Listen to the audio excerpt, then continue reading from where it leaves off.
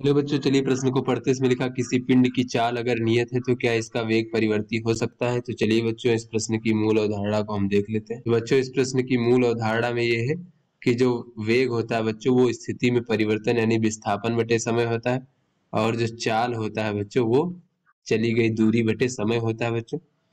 तो अगर हम चाल देखें बच्चों बहुत छोटे समय अंतराल के लिए, तो बच्चों ये वेग का परिमाण और चाल समान होगा बच्चों। तो चाल यहाँ पर जो है ये एक अदिश राशि होती है बच्चों, इसमें केवल परिमाण होता है, दिशा नहीं होती है, अदिश राशि है। जबकि बच्चों ये जो वेग है बच्चों, वेग एक सदिश राशि है बच्चों, इसमें परिमाण के साथ साथ दिशा भी होती है बच्चों, सदिश राशि है। तो चलिए बच्चों अपने प्रश्न को हल करते हैं। तो बच्चों अगर किसी पिंड की चाल नियत यानी वो नियत चाल से चल रहा है, यानी समान समय अंतराल में जो है बच्चों समान दूरी तय कर रहा है बच्चों, तो अगर हम तात्क्षणिक रूप में देखें बच्चों, तो यदि पिंड का चाल नियत है बच्चों तो उसका वेग का परिमाण भी नियत होगा बच्चों बहुत छोटे समय के लिए। तो पिंड की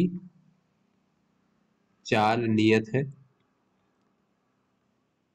तो जो वेग का परिमाण होगा बच्चों वो भी नियत हो सकता है, परिमाण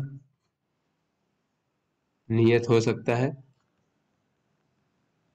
किंतु बच्चों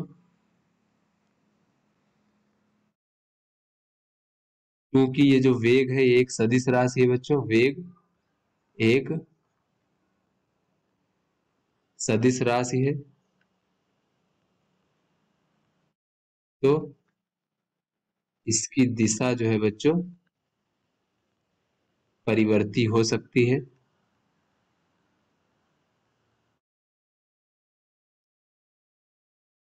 तो अतः हम यहां से कह सकते हैं कि यदि चाल नियत है,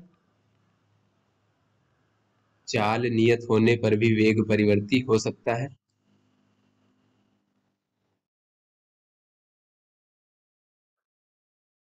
वेग परिवर्ती हो सकता है। अगर बच्चों हम इसको एक उदाहरण के से समझे बच्चों, तो एक समान चाल से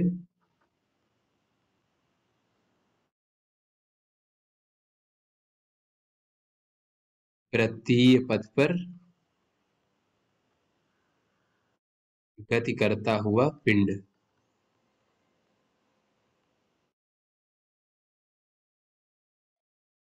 तो बच्चों यहाँ पर अगर हम देखें कोई पिंड है इस प्रकार से बच्चों, वो एक समान चाल से अगर इस प्रकार से वृत्तीय पथ पर बच्चों गति कर रहा है, जिसका केंद्र इस प्रकार से बच्चों, तो यहाँ पर वेग की दिशा इस प्रकार से होगी बच्चों, और जब पिंड यहाँ पहुंचेगा तो इसकी दिशा इस प्रकार से हो जाएगी।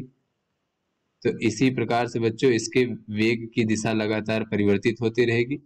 किंतु बच्चों वृत्तीय परिधि पर बच्चों ये परिधि पर जो दूरी तय करेगा, तो बच्चों समान समय पर समान दूरी तय करेगा, तो यहाँ पर एक समान चाल है, तो चाल तो नियत है बच्चों और वेग का परिमाण भी नियत है। किंतु बच्चों यहाँ पर वेग जो है वेग की दिशा परिवर्ती होने के कारण वेग परिवर्ती है। तो आशा करते हैं आपको समझ में आ गया होगा। धन्यवाद।